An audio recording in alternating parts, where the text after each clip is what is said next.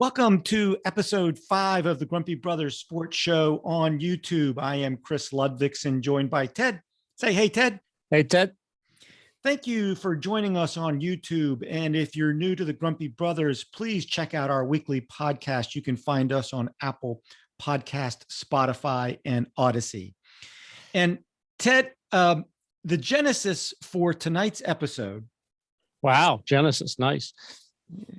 Hey, you're not the only. Well, I'm not an English major, but anyway, for our tens of regular podcast listeners, right? Ted, that's right. They clearly wait anxiously on pins and needles every week for us to pontificate on sports. They certainly do in Bermuda, as well. They should. Yeah. Now, so therefore, we're branching out, Ted. They got to have more of the Grumpy Brothers. Okay. We'll go there. Let's stay with me for now. I'm with you so far. Okay, I'm not sure we need enough more of the Grumpy Brothers, but okay. I think other people do. So we're branching out into entertainment, and we're going to discuss our favorite TV shows tonight. Before we do that, we should remember it is Happy Bobby Bonilla Day. That's right. $1.3 million to Bobby. Nice work if you can get it. Hey, good agent. And yeah. for those of maybe not sports fans, Bobby Bonilla, former New York Met outfielder / first baseman, signed a contract that pays him a little over $1 million a year for a 25-year period, if I remember correctly. Right. 2011 to 2035. Yeah. Good work if you can get it. That's right. And he hasn't played for the Mets in 10 years?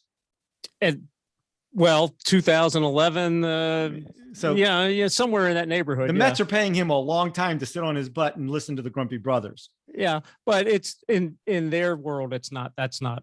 No, that's true. Yeah, it's not really a lot of money, but it's a nice retirement income before your retirement income. Exactly.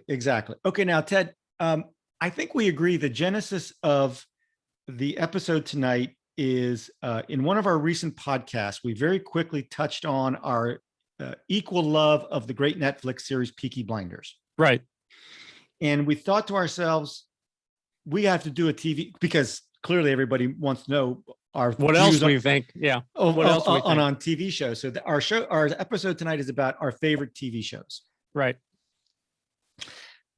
All right. So before we get started, let me get my critic hat on. Because every critic has a hat. It looks a little bit like a Ranger Joe hat. Well, that's what it kind of is. My wife got it at like one of the national parks to protect her skin from the sun and everything. So you really need to work on that brim, Ted. Yeah, the hat is just. But go ahead. It's working out. There you go. I'm trying to do the Walter White thing, and it's not. None of it is working, Ted. No. Now that actually works. So when you push it down a little bit, you're getting a little. So you can't see me. Perfect. Okay. That's right. All right. You look great. You look great in that mask. Yeah. There you go. No, see, that actually works pretty well there, Ted. It gives you a mysterious look. Yeah, it's mysterious. Yeah, it's mysterious. All right. Little Peaky Blinders action. Yeah, that's what. There it is. Okay, so Ted, we've talked about how we love equally Peaky Blinders and the other great Netflix series that recently ended, Ozark. Right.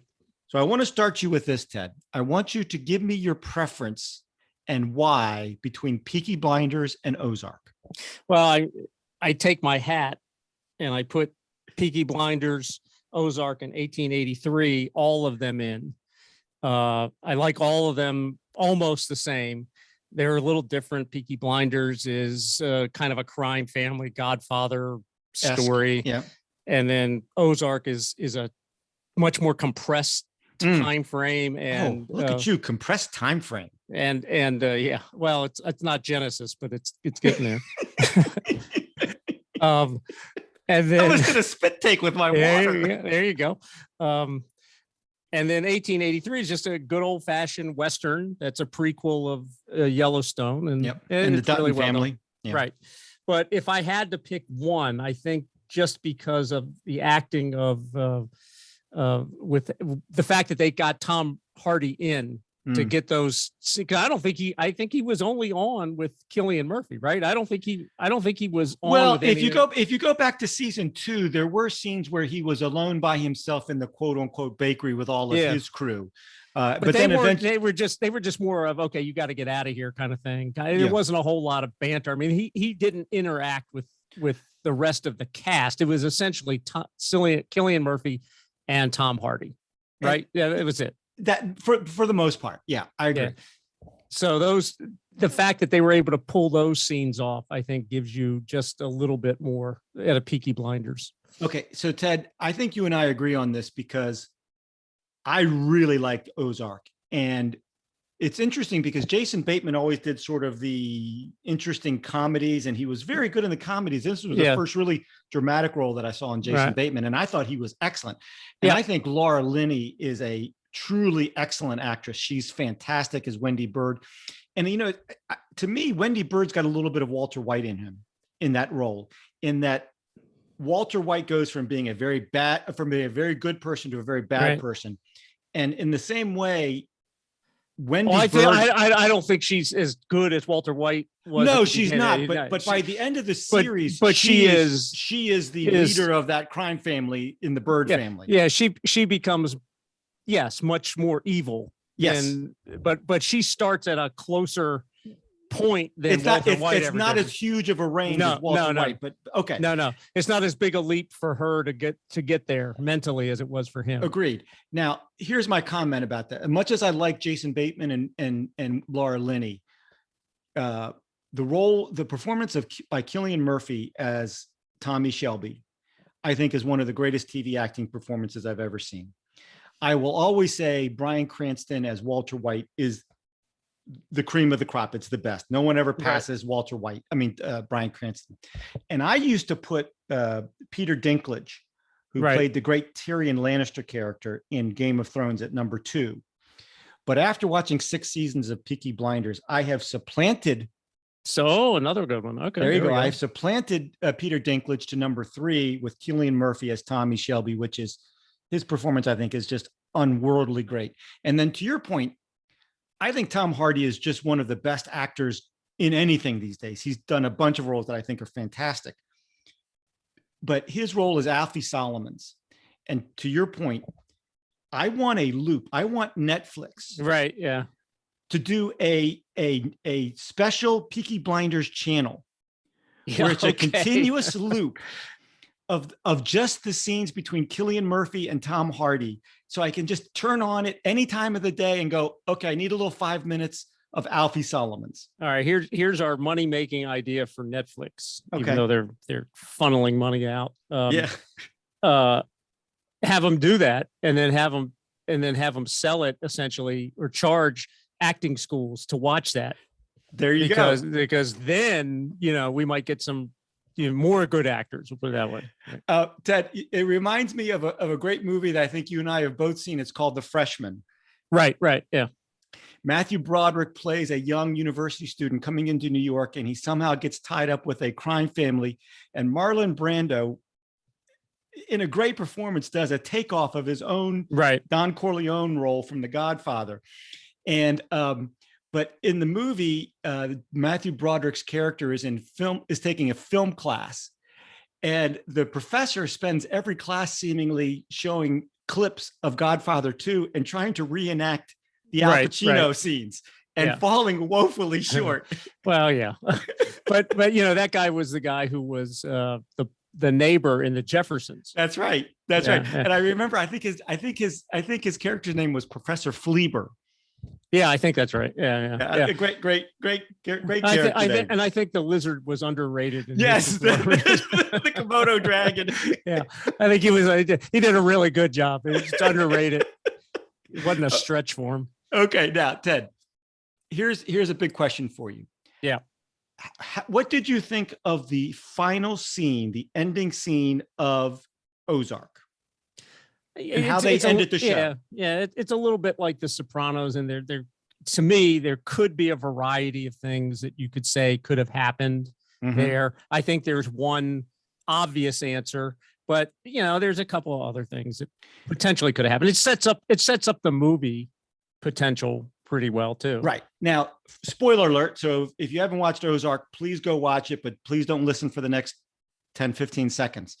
I personally think the son shoots the private investigator. Well, that's what you would think would happen. Yeah. You hear the gunshot, and by this point in the show, I can't remember the kid's name, and for some reason it escapes Noah me. or Jonah. Jonah. Right. Yeah.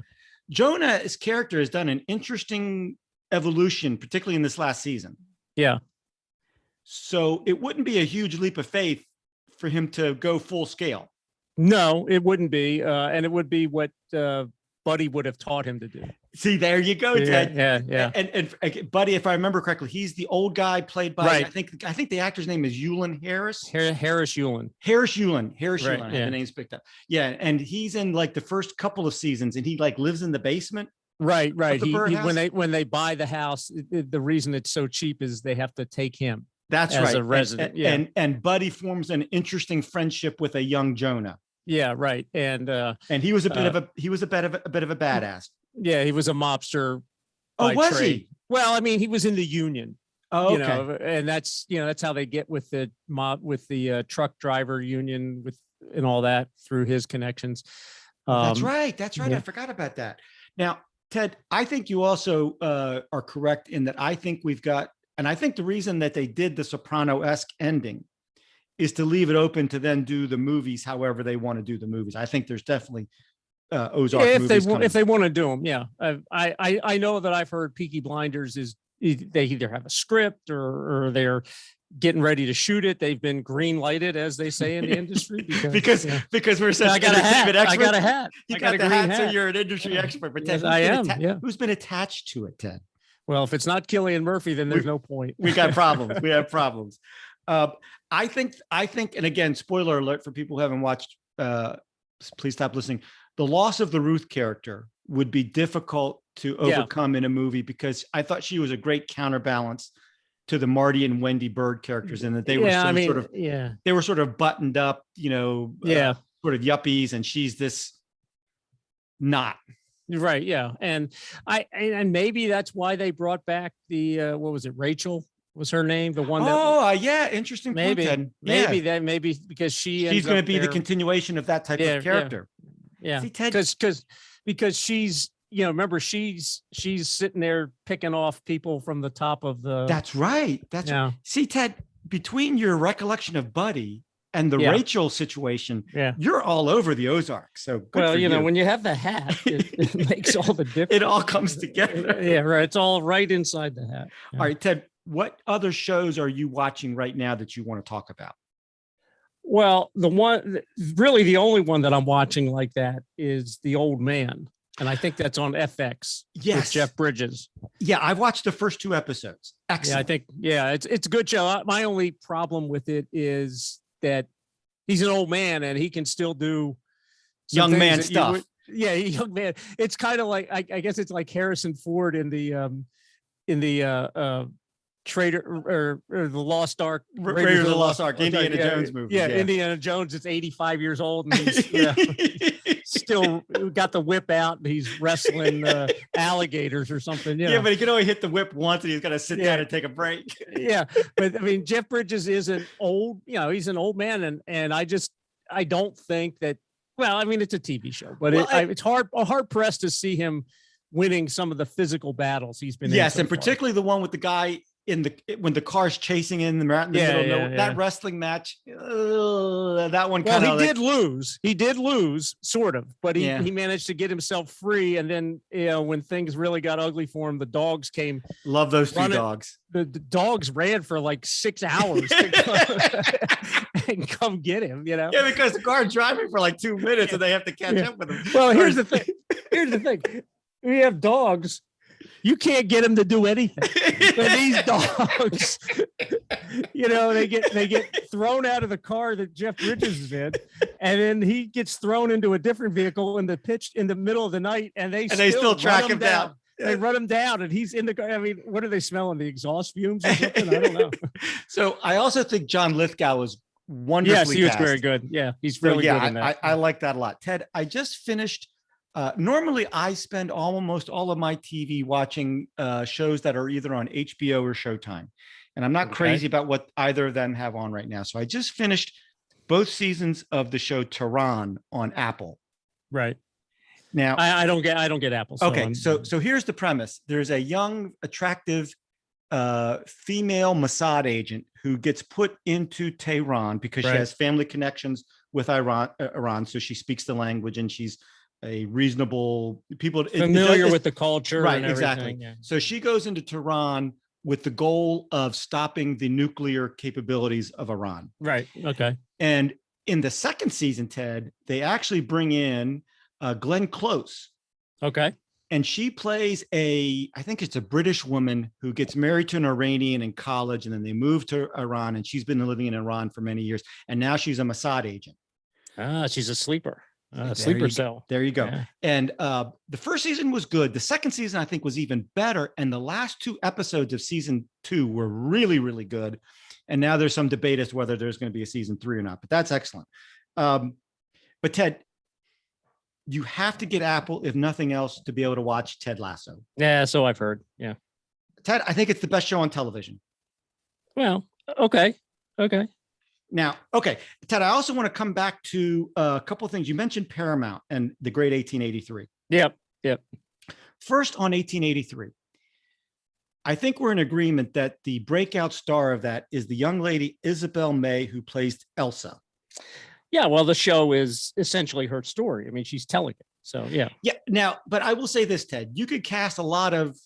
Oh, yeah. Yeah. I don't know how old Isabel May is. Let's say she's actually 22, 23 years old.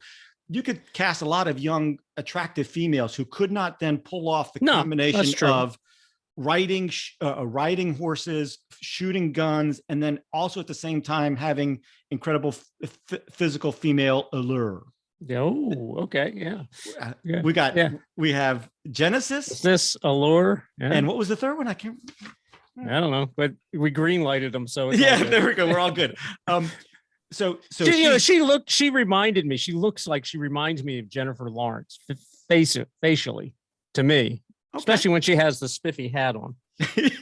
You actually have a little bit of Elsa hat going on there. Yeah, I know it is. Well, it is my wife's hat. Yeah, I'm just trying to make it more manly, but it's not working. It's not working. There you go. You can do all of that you want, Ted. It's not working. Okay. Yeah.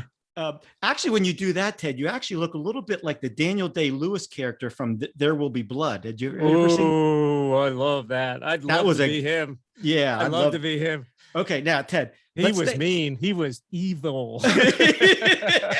And he liked being evil. Okay, now, Ted, in Paramount, they've had a great year, I think. In addition to 1883, they did another show, and Ted, it was also written by the same guy, Taylor Sheridan, who does Yellowstone. Yeah. And 1883 also did a show called The Mayor of Kingstown, which is Kingstown or Kingstown. Okay. And Kingstown, I don't know if it's a real city or if a fictional city, but there's like 2 or 3 prisons in Kingstown.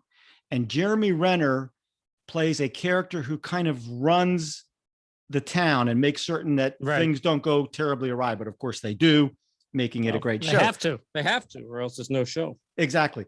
But Ted, there's a character in that show, and I had to write down the guy's name because I've never heard of this gentleman before. He's an African-American actor. His name is Toby Bamtefa. Okay. And he plays a character called Bunny. Oh, that's nice. Yeah. Yeah.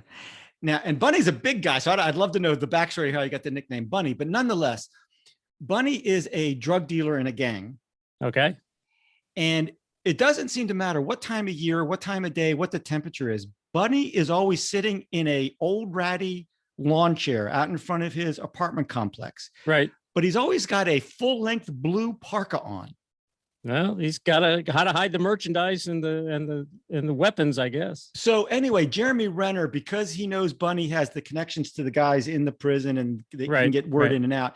Jeremy Renner always comes to Bunny to talk about what's going on in the prison and outside and everything. And this guy, Toby Bamtefa as Bunny, is fantastic.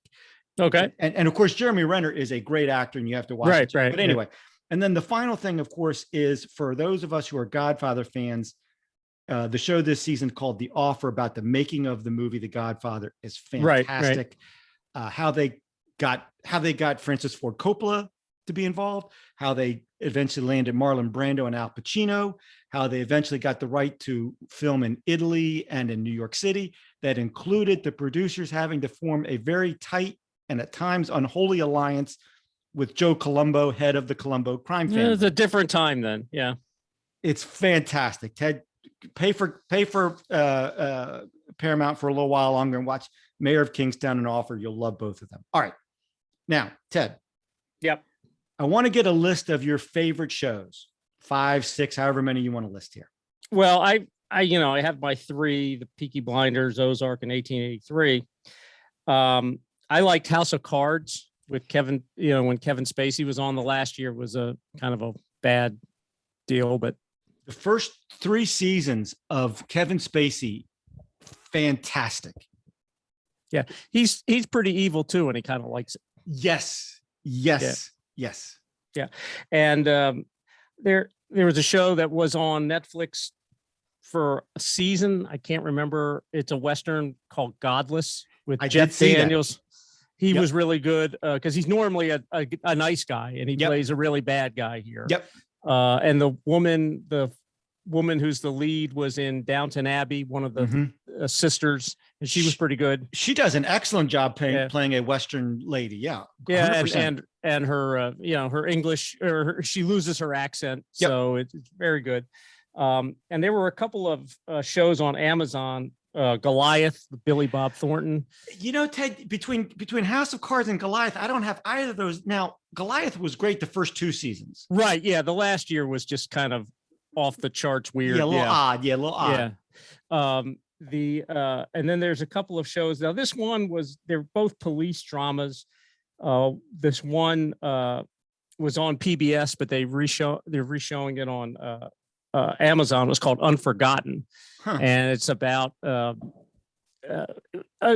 police unit that investigates old homicides, like bones will be dug up, and then they'll in an odd place, and then they'll piece the story together. They'll find out who it was and figure out their life story. And the woman who's the lead actually the 2 lead police both have drama in their own lives going on. You get a little bit of that. So that was pretty good. And then there was a show that was on for 1 year. It's only 6 or 8 episodes called Criminal UK.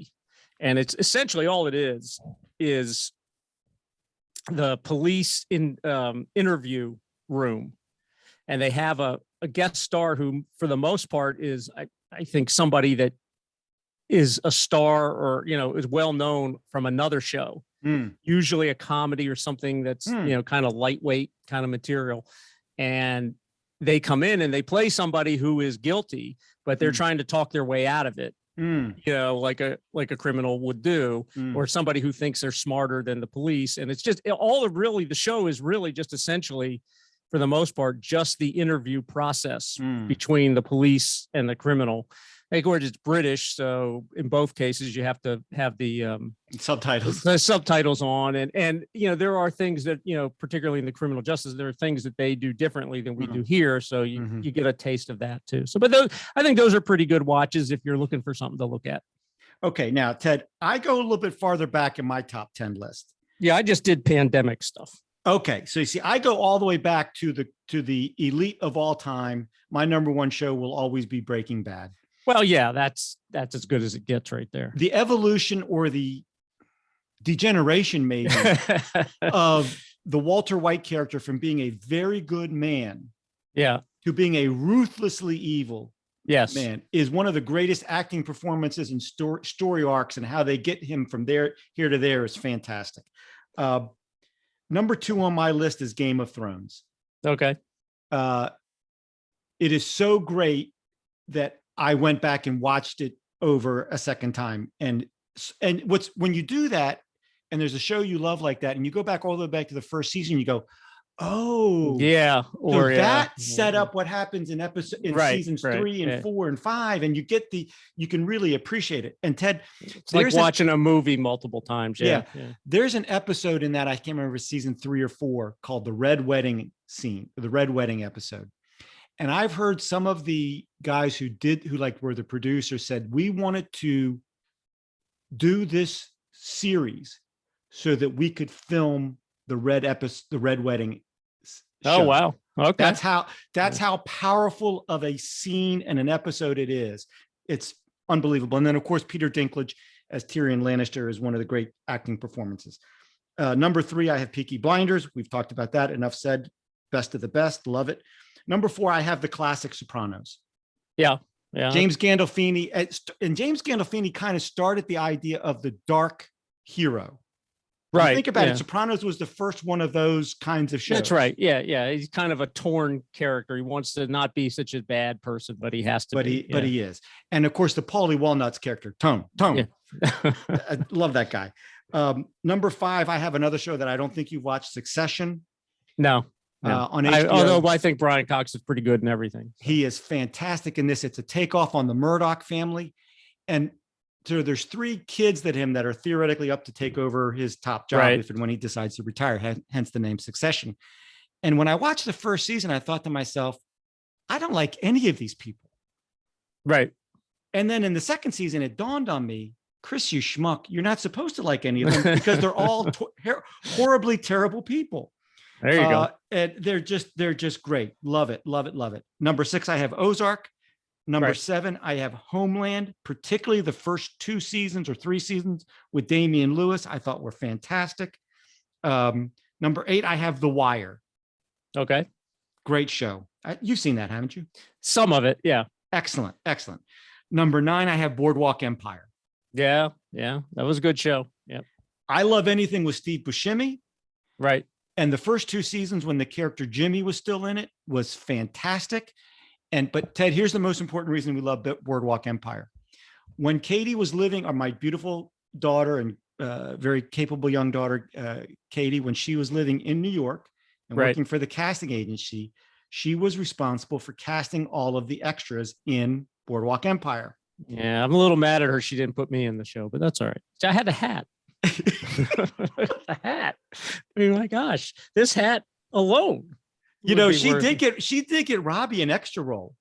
Oh, is that right? In a movie that, who Sacha Baron he did a movie called The Emperor. Oh, okay. And Robbie actually gets like 20 seconds of actual airtime in the finished movie. Because there's a scene where Sacha Baron Cohen, whatever his name is standing in a crowd of like 50 or 100 people. And it just so happens Robbie is like standing like almost shoulder to shoulder with him. Oh, wow. So every time they cut to Sacha, there's Robbie. Yeah. He got $50. $50, no residuals. Huh? No residuals. But anyway, Katie was. He's uncredited. He's uncredited. Exactly. Okay. And then I had Better Call Saul as my number 10, Bob Odenkirk as Jimmy McGill / Saul is fantastic. But Ted, you're making me rethink. I think I'd put House of Cards ahead about a Better Call Saul. Yeah. The problem with Better Call Saul was it's just far too long. It's far too long to get to the good stuff. All the stuff at the beginning, you could have breezed through a lot of that, in short order. Exactly. So. A lot of the back, but now a lot of the slipping Jimmy. Yeah, but I mean, you didn't need 2 years of that. Yeah, that's true. That's true. It's almost like the producer said, we're going to give you 6 seasons. And the writer said, "Oh shoot, we got to figure. We got 6 seasons before we get this all good." We had 4 seasons figured out. 6. Holy cow! Okay. Also, Ted, I have to go through a couple of my favorite comedies. Like I say, Ted Lasso. I think it's the best show on television. Okay. Fantastic. I loved Veep. Yeah, I was not a. Okay. Yeah. Okay. I loved Arrested Development. Yeah, I saw some of that. Yeah, it was okay. Jason Bateman. Bateman, right. And Ted, I love Will Arnett. Anything he's in, I think is funny. Okay.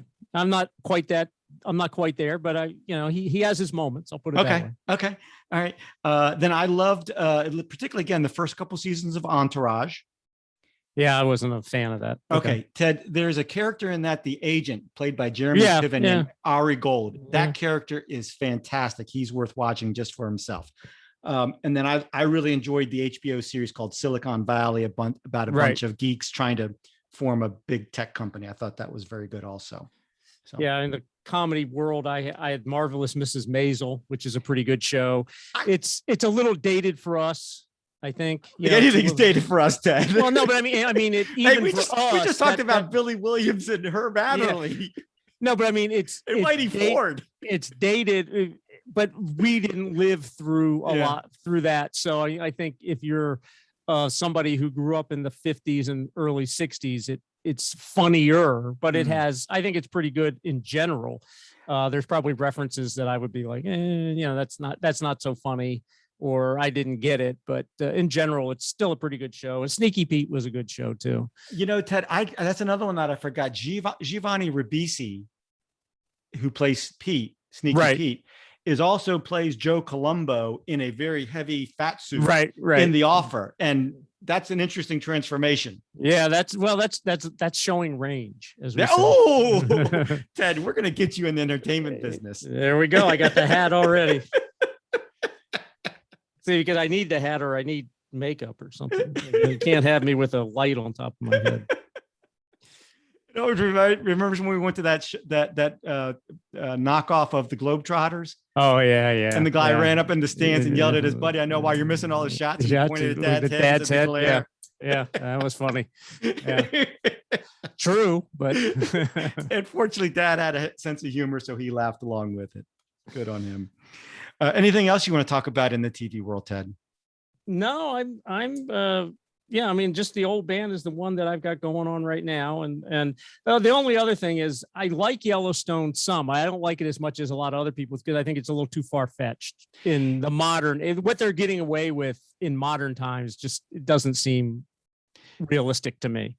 In terms of like killing people and and the fights and then, all the stuff that goes on, where they just take some guy and dump him and shoot him and throw them off the edge of the cliff.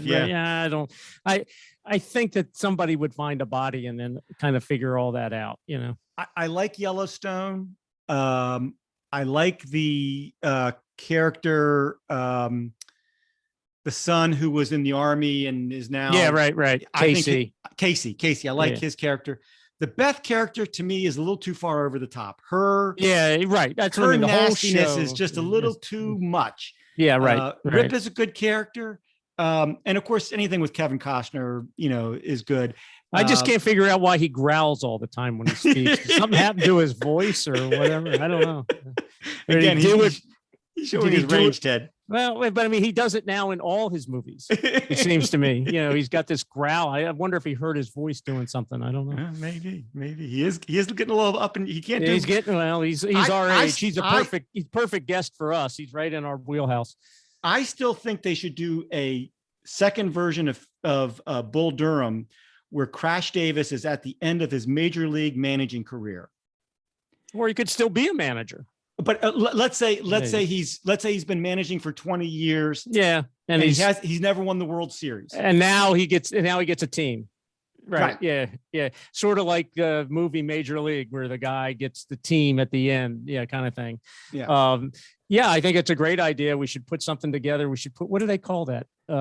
Put a treatment together. Yeah, treatment. Yeah, get a treatment together and run it out there. You have people in the business that there you go. They could get that out there. I'm sure he'll. I got the hat. And you got the hat. So I think Kevin Costner might like it if you could come up with it, because it's a good idea. I think it's a great idea. Ever since Tim Robbins could be the pitching coach. Oh, that's fantastic. He's either the pitching coach, or he's like some sort maybe he's the color announcer on the TV, and he's constantly giving the manager grief on the air, like, I don't know why he pulled him there. Crash doesn't know what he's doing anymore. He's like some sort of new age employee that has meetings with the team and guys, it's okay, you're struggling, but it's all right. You don't feel bad about yourselves. Maybe he's the bench coach, and that's his job, is to keep their feeling, because Kevin Costner be growling at him all the time. Yeah. I think we've got something here. I think we got to work on this. We'll get working on the treatment right away. Yep. Okay, for that, we're going to wrap it up. Please, or thank you for tuning in. Well, I hope nobody steals that idea before we get something going, because there's tens of people listening. You never know. Know. To anybody who's watched the video tonight, or the episode here tonight, hope you enjoyed it. If you did, please check out our weekly podcast. Again, you can find us on Apple Podcasts, Spotify, or Odyssey. And we do a weekly talk show on the Colorcast app from time to time. So if you've got an Apple mobile device, please download the Colorcast app and listen into one of those talk shows. You can also find us on all the social media platforms. We're on Twitter, Instagram, and Facebook. You can also email us at grumpybrothersports@gmail.com. And with that, we'll say goodnight, and we promise to do better next time.